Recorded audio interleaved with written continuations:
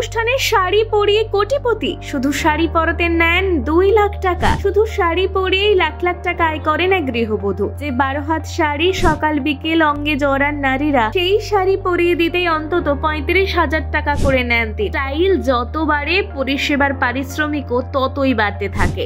আর এই শাড়ি পরানোর জন্য 2 লাখ টাকা পর্যন্ত পারিশ্রমিক নিয়ে থাকেন তিনি। বলা হচ্ছে কলকাতার গৃহবধূ ডলি জেইনের কথা। তার আঙুলের ছোঁয়ায় নাকি সাধারণ শাড়িরও ভোল পাল্টে যায়। ফ্যাশন দুনিয়ায় এমনই চর্চা রয়েছে। বলিউড তারকারা এ কারণে নামি ব্র্যান্ডের পুতুর গাউন ছেড়ে শাড়ি পরতে শরণাপন্ন হয়ে থাকেন ডলির কাছে। গত কয়েক বছরে তারকাদের বিয়ে বা অন্য কোনো অনুষ্ঠানে শাড়ি পরানোর জন্য বারবার ডাক পেয়েছেন ডলি। কিছুদিন আগেই অভিনেত্রী কিয়ারা এবং সিদ্ধার্থ মালহোত্রার বিয়েতে হাজির হয়েছিলেন তিনি। নায়িকাকে শাড়ি এবং লেহেঙ্গা পরিয়েছিলেন, আবার সিদ্ধার্থকে নাকি উড়নিও পরিয়ে দিয়েছিলেন ডলি। প্রিয়াঙ্কা চোপড়াকে বিয়ের সাজে সাজিয়েছিলেন এই ডলি। দীপিকা পাডুকোনের বিয়ের শাড়িও তারই পরানো। এমনকি অভিনেত্রী আলিয়া ভাট, ক্যাটরিনা কাইফ, নয়নতারাকেও বিয়ের দিন শাড়ি পরিয়েছেন কলকাতার গৃহবধূ ডলি। কলকাতার গৃহবধূ ডলি নিজের পরিচয় দেন ড্রেপিং আর্টিস্ট হিসেবে। তার দাবি তিনি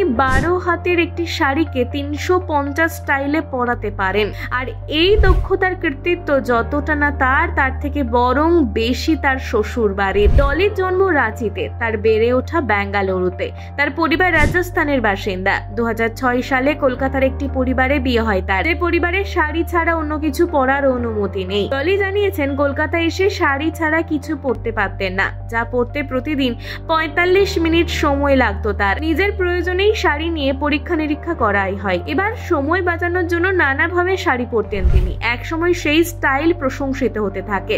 একবার সাক্ষাৎকারে বলেছিলেন ছোট থেকেই পুতুলকে নানাভাবে শাড়ি পরাতেন। সেই পুরনো নেশা হঠাৎ করেই আবার পেয়ে বসে তাকে। একটি ম্যানিকুইন কিনে নানাভাবে শাড়ি পরানোর অভ্যাস করতেন। আবার মাঝরাতে নতুন কোনো স্টাইলের কথা মনে পড়লে সঙ্গে সঙ্গে সেটি ম্যানিকুইনের ওপর প্র্যাকটিস করতেন বলেও জানিয়েছেন তিনি। প্রায় 1 দশক ধরে এ কাজই করছেন ডলি। সবচেয়ে কম সময়ে শাড়ি পরারও রেকর্ড রয়েছে তার। কম সময়ে 125 ভাবে শাড়ি পরানোর জন্য লিমকা বুক অফ রেকর্ডসেও নাম উঠেছে তার। অনেক অ্যাওয়ার্ডও পেয়েছেন তিনি। এই মহিলাকে কারা কারা চেনেন কমেন্টে জানাতে ভুলবেন না। আর ভিডিওটি ভালো লাগলে অবশ্যই লাইক, কমেন্ট, শেয়ার করে আপডেট বাংলা পেজটি ফলো করে নিন নতুন নতুন আপডেট।